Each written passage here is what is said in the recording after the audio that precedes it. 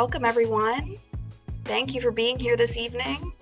Well, my name is Izzy Fuqua. I'm the Adult Programs Coordinator for the VMFA, and I've had the delight of working with Valerie Cassell-Oliver, the curator for the Dirty South, our current special exhibition on view through September 6th.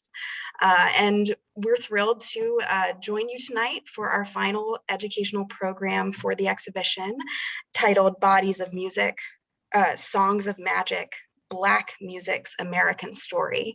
This is created by Dr. Guthrie Ramsey, and this is a film that will be played over a period of roughly 40 minutes, and Valerie will then join Guthrie back on camera to facilitate a discussion and Q&A with you, the audience. So without further ado, Bodies of Music, Songs of Magic, Black Music's American Story, presented by Bank of America.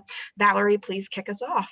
Thank you so much, Izzy. It has been such a pleasure to spend these evenings and with our audience, and certainly with you. Thank you for all of your guidance and expertise in making this virtual series happen. This is the last virtual event of this exhibition program, and what a great way to end this series. A wonderful finale this evening. Delighted to present to you the work and the man, Guthrie Ramsey. He's a pianist, a composer, a musical historian, a scholar, an ethnomusicologist. He is so many wonderful things wrapped up in this flesh and bone, but what an amazing spirit. For many years, nearly 3 decades, he taught at the University of Pennsylvania as the Kahn Term Professor of Music. He earned his wings this year and is now Professor Emeritus. He is a scholar who has left us and has gifted us, I should say, so many wonderful books and articles. I think among them, Race Music, Black Culture from Bebop to Hip Hop, to where we are today with his contribution to our catalog called Dreaming of the South in Stereo. It's a wonderful essay. And then he has a forthcoming collection of essays called Black Music, Magic, and Racial Intimacies, a History of African American Music from Slave Era to the Present. I think this film touches upon that, brings that to life in 4 dimensions, I should say. I am delighted to introduce you, our audience members, to Dr. Guthrie Ramsey. Guthrie, will you join us? Good evening. Good evening, dear. Thank you so much for this wonderful invitation to close it out. So we're going to close the joint down with the programming. I'm so happy to be here. Thank you for extending such a wonderful and warm invitation. Before I start talking a little bit about what the audience will experience, I'd like to say that I often dedicate my presentations, and I'd like to dedicate this one to the one and only Valerie Cassell-Oliver, who has pulled together an amazing exhibition at the museum, and as a music historian, an art historian, told me just this morning, she is one of the great ones. Okay, so the presentation that you'll experience represents a kind of culmination of the last 30 years or so of my thinking about the history of Black music in America. Some of the narration is taken from my latest book project titled Soundproof: Black Music, Magic, and Racial Intimacies. And some of it is taken indeed from the essay in the catalog of this exhibition, Dreaming of the South in Stereo, as Valerie just told you. I often tell history from a contemporary lens, and I think that's drawn from my years of teaching and wanting to relate to students how important history is. This film represents, in fact, a multimedia take on the early history of Black music and moving us into the 20th and 21st centuries. And I think it sort of encapsulates what it would be like to be in the classroom with me because I often teach with these same materials. And with that said, let's let it roll.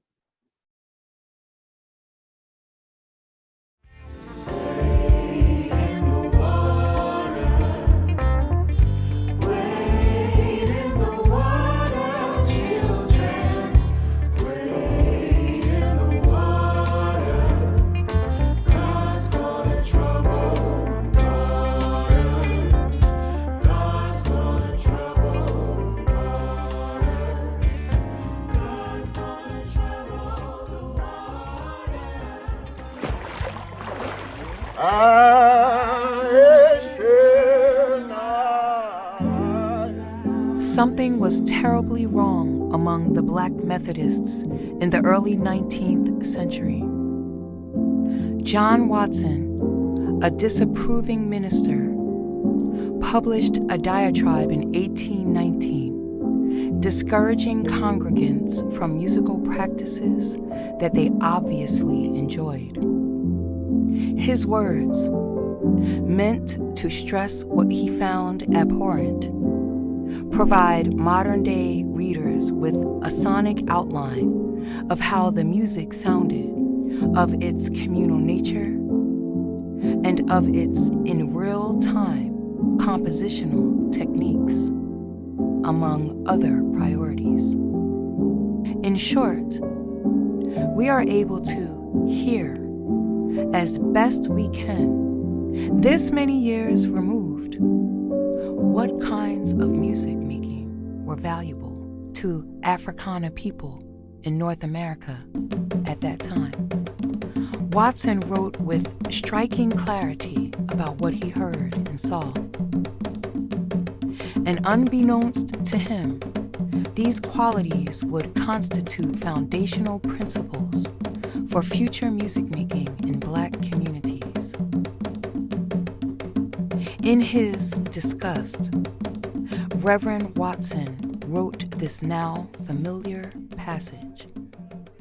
In the Black's Quarter, the colored people get together and sing for hours together, short scraps of disjointed affirmations, pledges, or prayers, lengthened out with long, repetitious choruses. These are all sung in the merry chorus manner of the Southern harvest field, or husking frolic method of the slave Blacks. With every word so sung, they have a sinking of one or other leg of the body alternately, producing an audible sound of the feet at every step, and as manifest as the steps of actual Negroes dancing in Virginia. If some, in the meantime, sit, they strike the sounds alternately on each thigh. What in the name of religion can countenance or tolerate such gross perversions of true religion?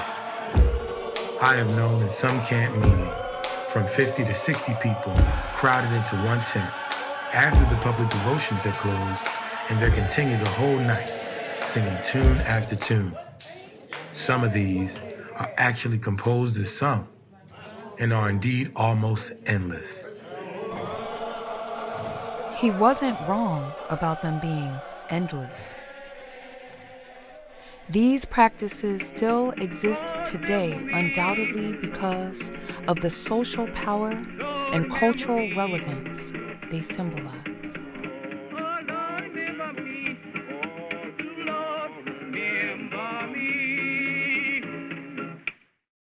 So what's up, Dre? Yeah, first of all, you know what I'm saying? We want to thank God, just, you know what I'm saying, dead serious, because if it weren't for him, you know what I'm saying, we wouldn't be here. But it's like this, though. I'm tired of folks, you know what I'm saying? The closed-minded folks, you know what I'm saying? It's like we got a demo tape and don't nobody want to hear it, but it's like this, the South got something to say. That's all I got to say. In the established storyline of African American music, the South has been considered as the first soil, a source and the beginning of a new thing in the West called Negro music. In this well-known epic tale, enslaved Africans brought to the New World their own dynamic and diverse approaches to music making. America's brutal plantation economy a nation-building project of violence and wit, labor and prayer, laws and rebellion, prophet and song, was the context for the appearance of novel forms of music. These became a distinct art that changed with each new social circumstance met by African Americans.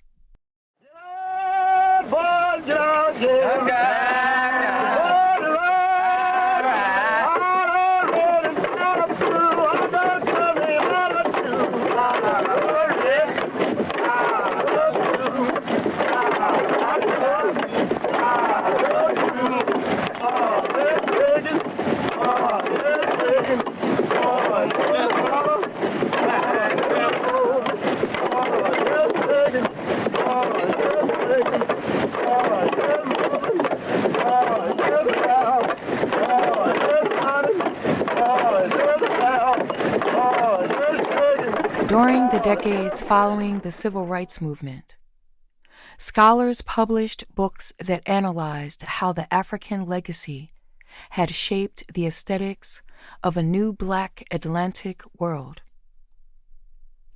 Through repetition and cultural memories, this expressive heritage was planted in and survived strongly in the American South. Art historian Robert Farris Thompson famously called this intracontinental relationship a flash of the spirit. The flash was, for him, about philosophical streams of creativity and imagination that connected people to the African continent. Indeed, the music, religious expressions, cuisine, language, and visual cultures of the now Africanized Western Hemisphere were shot through with Yoruba, Congo, Fon, and Mande sensibilities. They fused with cultural forms from Europe in America. These aesthetic qualities manifested in work songs, children's game and ring songs, and in the corn husking songs. But the earliest and most important form to appear as a result of this fusion was the so-called Negro spiritual.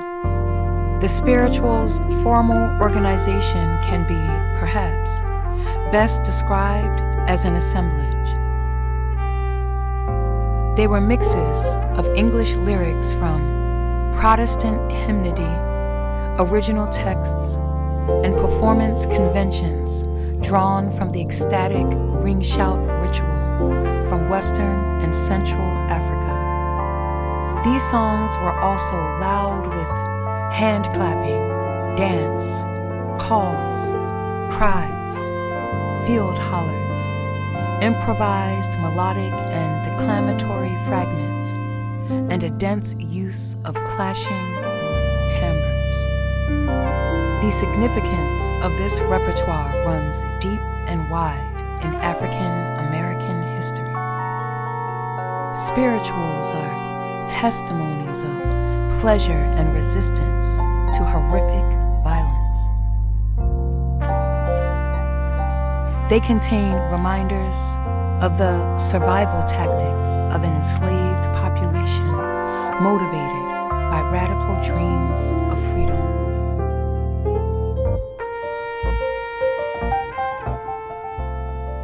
This sentiment was embedded in both the lyrics and in performance styles. The spirituals had a specific purpose: to transcend captivity through aesthetic pleasure. Many believe that they became a cultural paradigm for a lot of the African American musical styles that followed. Lonnie Holley's "I Snuck Off a Slave Ship" conjures some of the plaintive cries in the storytelling tradition of the spiritual. In it, Holly narrates the tale of human captivity and escape. His performance seems to move between protest, prayer, and preaching. The grain of his voice, moving from throaty to nasal timbres. The call and response, the blue notes, riffs, and repetition all recall the spiritual's qualities of direct communication. Standing there,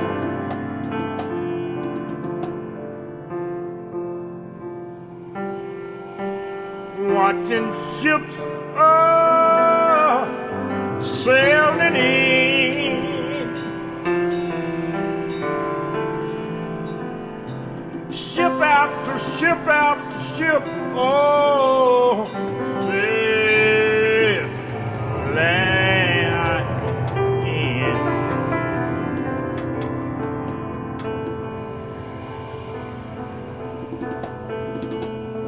standing in wonder,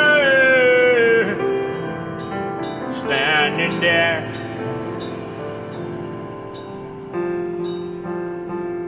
watching the capture of my body to take me somewhere.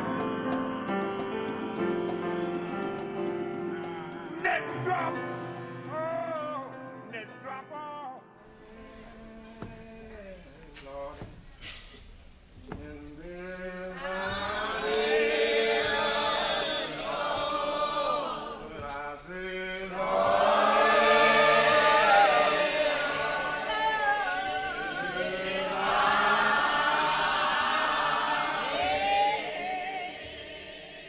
The Emancipation Proclamation freed African Americans from the socio-political condition of institutionalized slavery. They were no longer legally owned by anyone.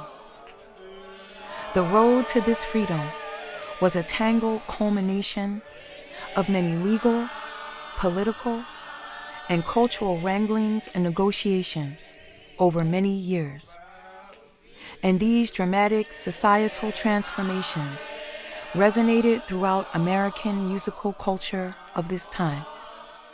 During the Civil War, the musical habits of Black soldiers on both sides attracted a lot of attention. Black men were enlisted into segregated regimes in the Union Army. And white Confederate soldiers brought enslaved men with them to the battle lines, using them, as they would have in civilian life, for daily personal comforts and entertainment. When Union forces captured Port Royal on one of the South Carolina Sea Isles in 1861, plantation owners abandoned their property and the Black people who resided on them. This newly freed population, which numbered nearly 10,000, was casually named contraband. They were given rations, employment, and a rudimentary education. What would become of them was an unsettled issue. The question whether or not the freedmen would work without the incentive of the lash was settled once and for all by the Port Royal experiment. The experiment grew out of the necessity to recruit the so-called contraband into armed military service to help protect the Union's strategic advantage in the area. The troops numbered 3,000 men. The education piece was an important component of the experiment. Northerners and committed abolitionists were anxious to join relief missions to the area. Experiencing the expressive culture of a critical mass of Southern Black people was new and, in some ways, shocking to the uninitiated. They published commentary about what might be called contraband music, the exciting range of styles heard among the newly freed, yet legally ambiguous community. The stories fascinated readers. Charlotte Fortin was a Northerner who became stunned and enamored by what she heard and wrote about it.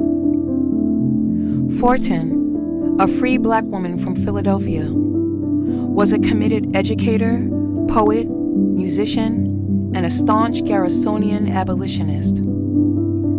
She descended from a family of elite, well-known activists who worked tirelessly on the front lines of the anti-slavery movement. Fortin counted as intimate friends all of the major radical abolitionist stars of her day. She constantly attended anti-slavery meetings in Philadelphia and in New England, where she spent some of her formative years. Although she had a history of health challenges, when Fortin learned of an opportunity to go south and provide services to the Port Royal experiment, she jumped at the chance to educate the contraband community. As an avid diarist and essayist, this new setting provided Fortin lots of inspiration to document everything she could. Fortin believed society was on the cusp of ending slavery for all, and they were excited to actively participate in this preview of something she'd been committed to her entire life. As Fortin wrote in her journal about her new charges, "Dear children, born in slavery but free at last, may God preserve to you all the blessings of freedom, and may you be in every possible way fitted to enjoy them. My heart goes out to you. I shall be glad to do all that I can to help you." Fortin traveled from New York City to Hilton Head, South Carolina, by sea. She candidly wrote in her journal that she thought the contrabands who greeted her party on the wharf were the most dismal creatures she'd ever seen. She was much more impressed by the sight of the wild luxuriance of southern plant life, particularly the assortment of trees. It was a topic to which she'd often returned to in her journal entries. But on her boat trip to her new home, Fortin was overjoyed to hear music that apparently impressed her like yet another surplus of southern nature. She wrote, "To my great joy, found that we were to be rowed by a crew of Negro boatmen. Young Mr. French, whom I like, accompanied us, while Mr. Hun went with a flat to get our baggage. The row was delightful. It was just at sunset, a grand southern sunset, and the gorgeous clouds of crimson and gold were reflected in the waters below, which were smooth and calm as a mirror. Then, as we glided along, the rich, sonorous tones of the boatmen broke upon the evening stillness. Their singing impressed me much. It was so sweet and strange and solemn.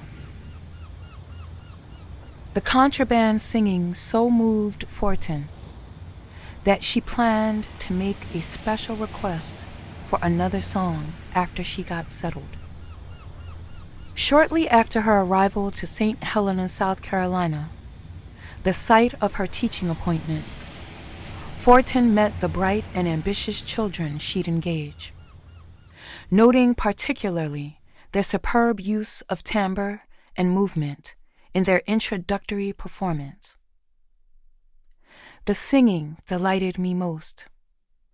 They sang beautifully in their rich, sweet, clear tones, and with that peculiar swaying motion, which I had noticed before in the older people, and which seems to make their singing all the more effective.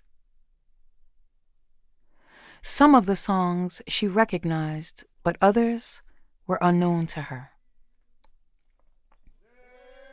Fortin, as a northerner, was unfamiliar with the shouting tunes, which she described as wild and strange. Although the music was generally communal, Fortin noticed leaders with special musical expertise like Prince, a large boy who struck her as a comical creature. He was full of the shouting spirit and could not possibly keep still. It was amusing to see his gymnastic performances. Fortin thought it was a challenge to decipher the lyrics of some of the songs because of the thick dialect and the tune and manner of singing. It is impossible to give any idea.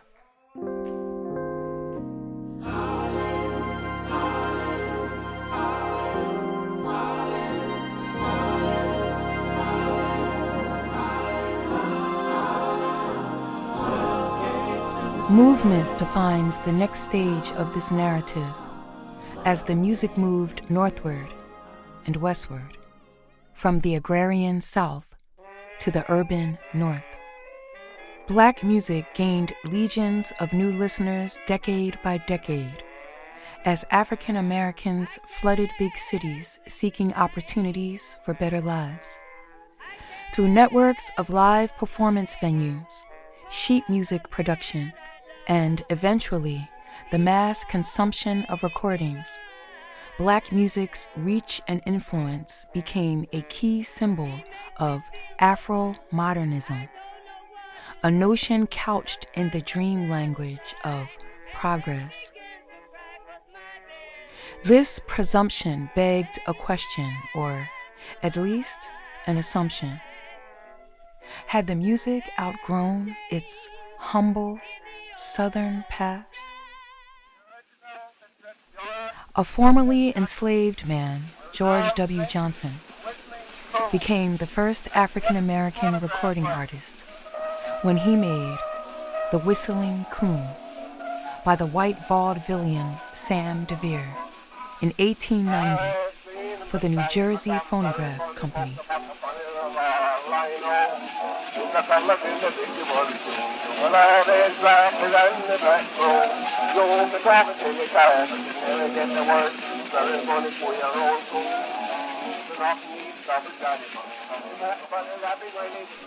He came by his gifts quite remarkably, in an act that bridged the regressive excesses of slavery to the revolutionary modernity of audio technology. As a child, Johnson was assigned to be the body servant to his slaveholder's young son, to whom he was close in age. Johnson sat in on his young master's flute lessons, learning to imitate the melodies, eventually whistling any tune he heard. He was discovered as an adult by the New Jersey Phonograph Company as they searched for something cheap and loud to record. The song was filled with lyrics that poked fun at various physical stereotypes of African Americans.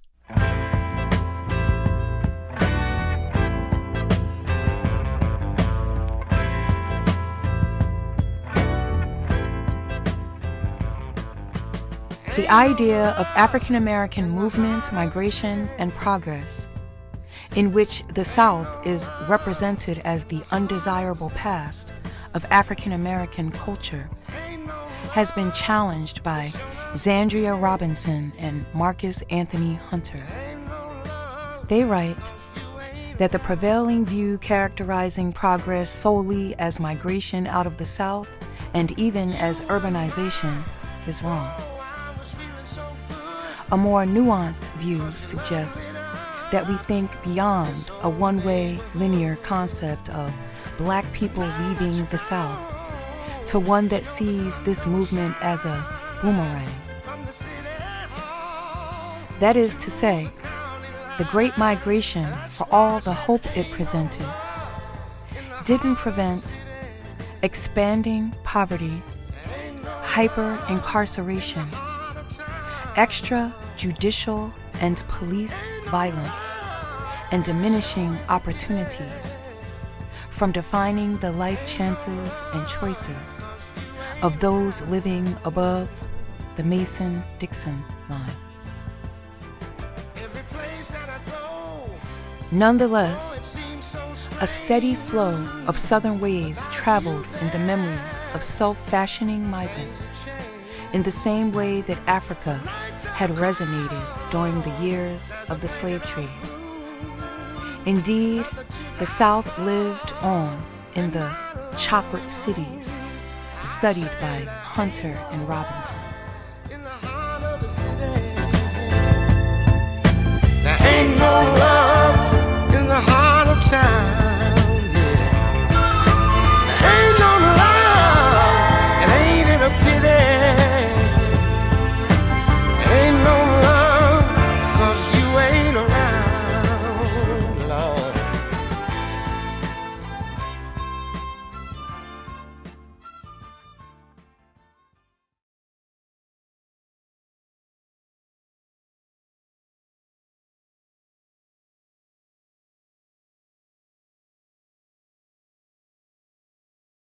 Okay, that was the first part of the presentation. I hope you enjoyed that. Now, next, what I'd like to do as I end the formal part of my presentation is to play a recent music video, which I think ties up a lot of the issues that I raised in the previous presentation. If we think about the progression of Black music in the United States as being one that continually engages various sonic histories for contemporary uses through a model that privileges innovation that ultimately would become the next generation's rhetoric, I'd like you to listen to and enjoy a video by my group Musicology featuring Guthrie Ramsey on vocals and Vince Anthony on background vocals in a film directed by Kamina Frimpong. It's based on the spiritual "Oh, What a Beautiful City," which, as you know, is a spiritual. And what this performance demonstrates is exactly that, how yesterday's innovations become today's rhetoric. I have combined in this arrangement of the spiritual gospel, blues singing, some jazz chords, and later on you'll hear a little bit of hip hop production in another piece that I play. But let's move on to "Oh, What a Beautiful City."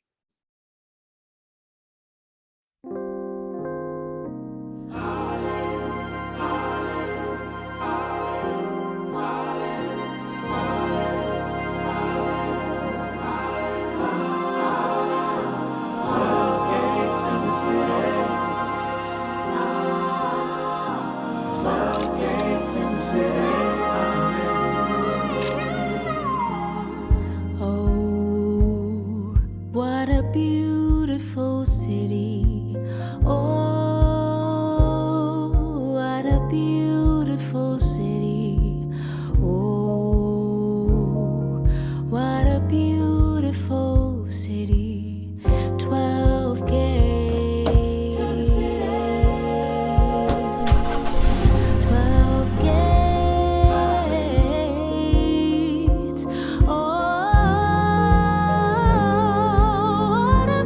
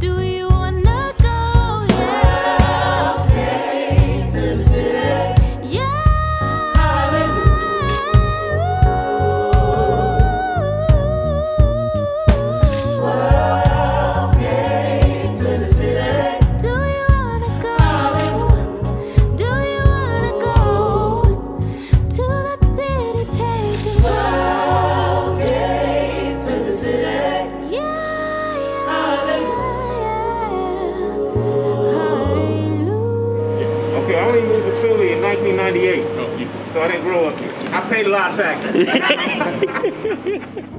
Don't you wanna go to the city?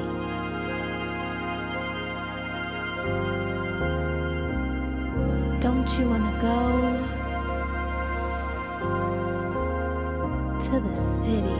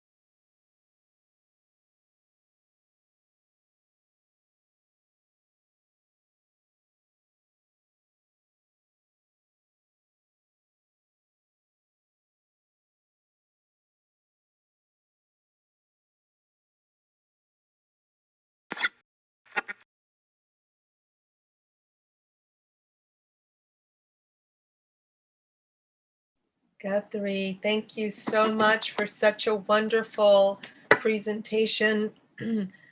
So there's so much there between the two, but first and foremost, let me thank you for that dedication. I had gone off camera, but my son could attest I was squealing when I was like, oh my gosh. So thank you very much for that. It is such a beautiful meditation, and I think so beautifully brings to life this construct that you're working through that will be published soon. It just seems to bring it to life. We were musing earlier about that last section, that notation about Philadelphia, the past and the present. I love there's a moment, a frame in which a young man is looking at you photographing something because clearly he doesn't see what you see. And it's a beautiful moment to have that moment from the past pop up on the screen. So it also so beautifully ties into this 4 acts to talk about what people found in the North, as you so beautifully stated, that it wasn't the paradise that they had dreamt of. Yeah, you know, what I'm completely fascinated with these days is there's a new wave of scholarship, and I place your exhibition in this wave of new knowledge. And I'm thinking about not only about Zandria Robinson and Marcus Hunter's work, but also work like Regina Bradley's chronicling Stankonia, Yes. where this idea of the South being kind of the afterthought, or the quote unquote frozen in the past, is completely wrongheaded. That the South continues to be, has always been, a vibrant aspect of our cultural lives. And it has always operated from the very beginning in stereo, meaning it wasn't hermetically sealed off from what else was going on in the world, and the world was not cut off from everything that it was about and providing. So I see this this new wave of thinking about the South as being very avant-garde and exciting. Well, it's a beautiful moment, and it just sort of brings to light. I mean, you are a scholar, you're a musical historian, you're an ethnomusicologist, and to encapsulate the sort of journey that the Dirty South, the exhibition sort of takes you on, to encapsulate that musically, sonically, which is so much a part of what this exhibition is about, how these particular moments yield into other moments, that there is an evolution that takes place visually and sonically.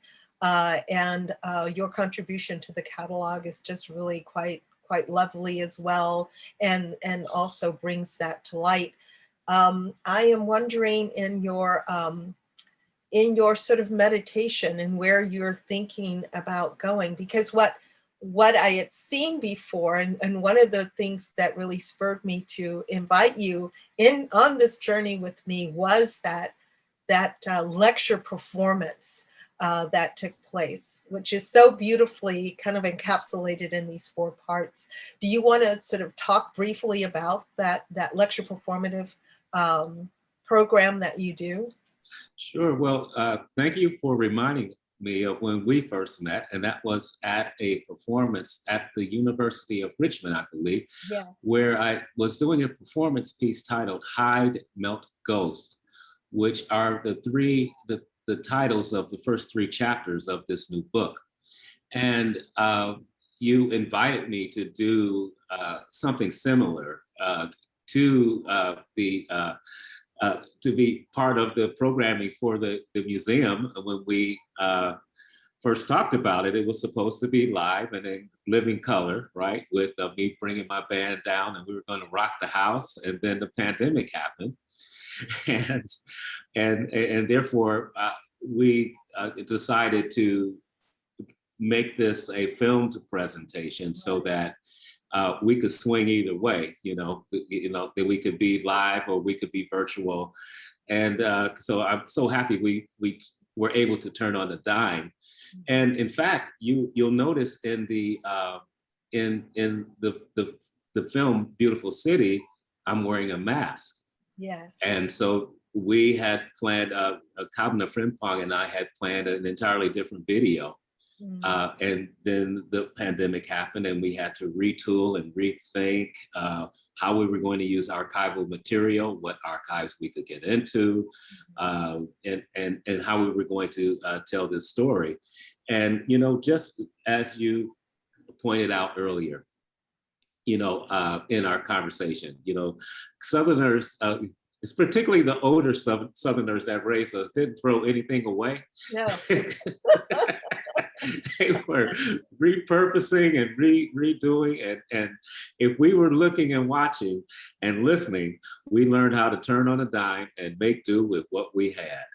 Well, what a beautiful manifestation. I mean, for it to be turning on a dime, I mean, I feel it just captures the energy, and it captures your scholarship, the through lines that were certainly present in the performance lecture, and how that has such great symmetry to the installation that is the exhibit, here in Richmond. So it is such a beautiful confluence.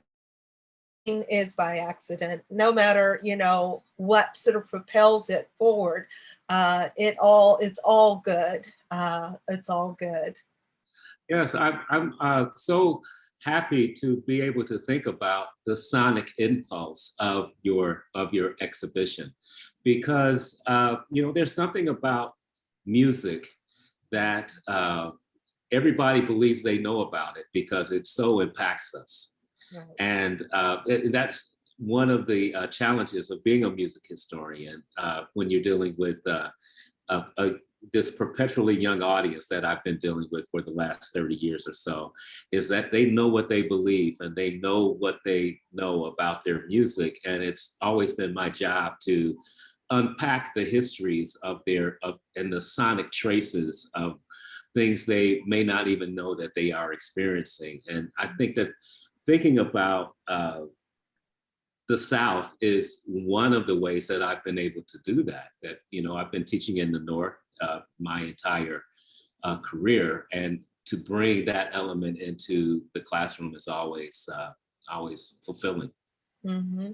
And what do you see in terms of, you know, the past is always perpetual, they say, so, you know, but it still does not stem the tide of evolution. So there is a continuous, you know, repurposing, if you will, rephrasing of something. And where do you see it in terms of sound and how sound is being shaped today? I mean, you sort of take us all the way to, you know, the 1990s with Southern hip hop, which is arguably where Dirty South begins, and it goes backwards in time. But where do you see in terms of its forward progression? Oh, you know, it's really hard to say what musicians are going to be up to. That's part of the fun of it, when you wait to see what is going to drop. But if we think about this paradigm of innovation becoming rhetoric, meaning someone will come up with something that, or some configuration that no one else has heard. But because of mass mediation, because of this idea of stereo, and by stereo, I mean the circulation of sonic or visual philosophical materials or phenomena that keep everything moving fresh. Yeah. Because of that paradigm, you'll know that what people create will not be ahistorical. It will always be informed by the entire pattern of their own personal listening in dialogue with the entire pattern of listening of each audience member, collectively and individually. So you have this dynamic dialogue. And here's the kicker: because music is has the ability to absorb whatever meaning and connotation you give it. You know, how and what it means is often not in the hands of the creators. That what this thing becomes is always in conjunction with the desires of audience members and listeners. So that's where the unpredictability comes in to it. And it's frustrating for artists sometimes who say that, oh my God, that's not what my song means. or audiences who learn what the artist was actually really thinking, say, well, that's not what I got out of that. Okay, so that's what keeps a music historian up at night, thinking about those kinds of issues. Well, the fact that it becomes this living entity that has its own sensibility, that goes out into the world. You may create something, but once it goes out into the world, you're absolutely correct. The myriad of interpretations really will shape its form. Will shape its form. Yeah, I guess that's the proper thing to say. In terms of how it's fixed in the larger imagination. But it brings up something so beautiful about listening as a communal act. Somehow we feel like we've gotten away with it, but creating music as a communal act as well. You know, so many of the images you showed us historically, you felt that there was this communal framing of creating sound and music, as well as later on this sort of communal moment of listening, you know. And I feel we have moved ourselves into this technological space of isolation, where we are oftentimes listening in isolation. So do you think the resonance of things get lost in that sort of dimension of communal listening being somewhat lost? Well, I actually don't think that that is lost. And here's my evidence, so to speak. We were in the pandemic, right? Everywhere locked down. The people who were the partiers, you know, they were cut off. They couldn't go anywhere, couldn't do anything. And then D Nice has an idea. I'm going to throw a set. Yeah. And I'm going to put it on Instagram Live. Nice. And before you know it, 20,000 people are attending. Yes. And then you have the chat function, right? Someone just said club quarantine. Yes, yes. And then you had the chat function, which allows you to have some level of interaction. Like, hey, Michelle Obama is here. And she doesn't have bodyguards. Giving a shout out to somebody online in the chat function. Yes. So in other words, that communal aspect of music is so strong. It becomes such a big part of our DNA that we drug those sensibilities right into the virtual space where people actually were behaving as if they were in the same room and interacting with one another. Here's another example, the whole versus phenomenon. Absolutely. Okay, those are not concerts. Those people are half singing, half rapping. You know, mostly it's about the clothes, it's about the aura, it's about the anticipation, it's about reliving those communal moments. Yes. Where we were at concerts and cheek to cheek and shoulder to shoulder and breath to breath. And it's hard to, the way people were talking and discoursing about those things, it's hard to imagine that they took place virtual and people were at home actually dancing alone in the room, believing that they were dancing with 20,000 other souls. So this is what I believe is part of the power of music to connect us, that we continually want to reproduce that act, even if it's virtual. And one of the first things most of us wanted to do was just go out and just be in the room where we're all feeling the same bass, bass drum or bass guitar in our skins together. Okay, but look, we lasted about 18 months and we reproduced it week after week after week. You're absolutely right. Black Right Coalition, DJs spinning, there was that real beautiful communal, and people really, someone may mention music filling the space of emptiness, because there was that real isolation, not perceived isolation, but the real isolation of being somewhere.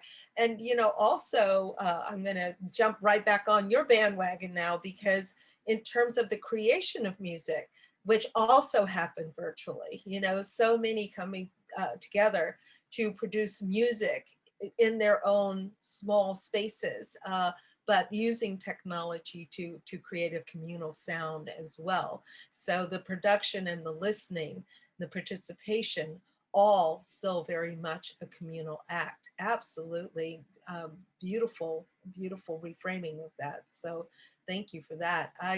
I know that even this virtual series has enabled us to come together in a way. I don't think we could name it Club Quarantine, but we can name it something else, because we even have someone joining us from South Africa, which is really quite beautiful. Thank you for being with us this evening.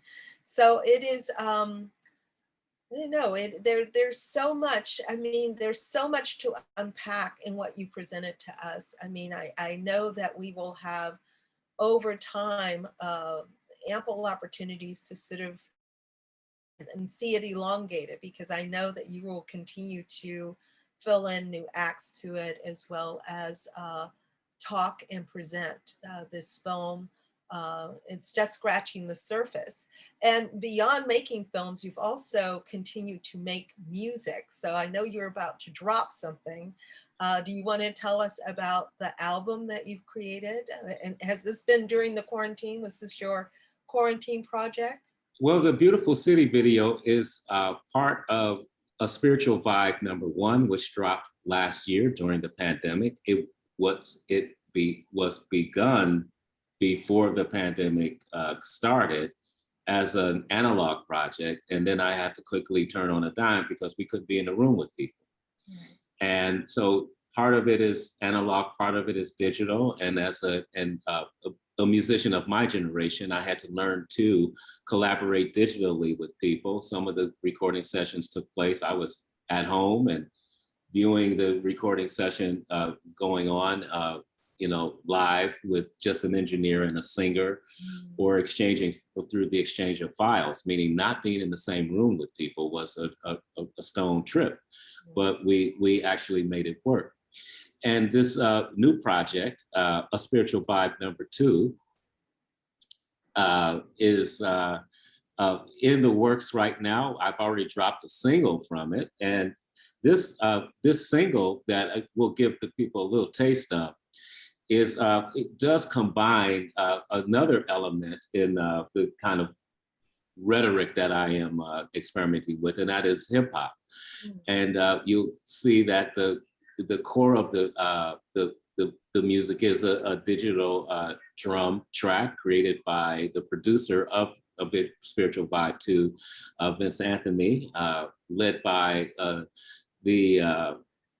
my daughter, Bridget Ramsey, who's in this on this album as well. And the little clip that we show was produced by Michael Washington. So I have a team, and we've continued to work digitally and with the same kind of spirit that we did when we were able to be in the same room with one another, and all that. So we will rise again. We will keep going. And I think this music is symbolic of that.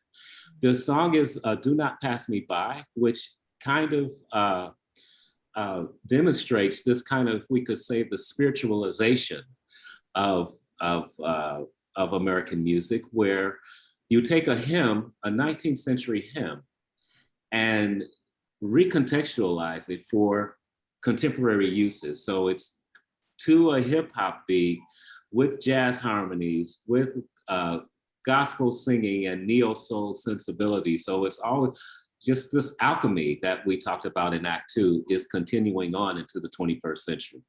Beautiful. And I think we're gonna go out listening to that.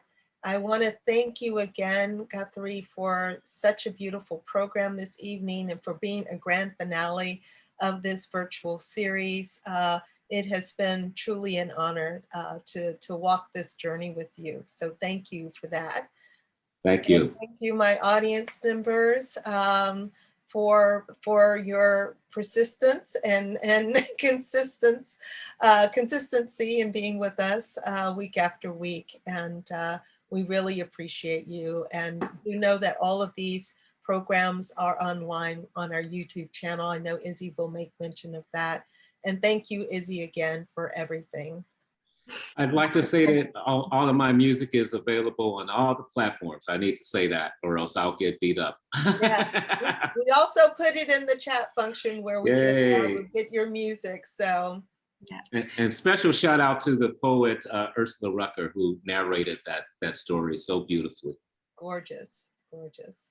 Such a beautiful evening, Guthrie. Valerie, thank you both so much. Yes, as was mentioned, please do go to GuthrieRamsey.com. That's in the chat to learn more about his upcoming work. Also, the catalog is in our shop and available for order. So if you'd like to read more from Guthrie, please do order that. We're going to drop that link in the chat for you. And finally, final weeks for the Dirty South. So please come in if you are comfortable and able to by September 6th to see this exhibition before it closes and goes to another venue. So with that, a wonderful suggestion on the part of Guthrie to end with music, and that's exactly what we'll do right now. Thank you. Bye.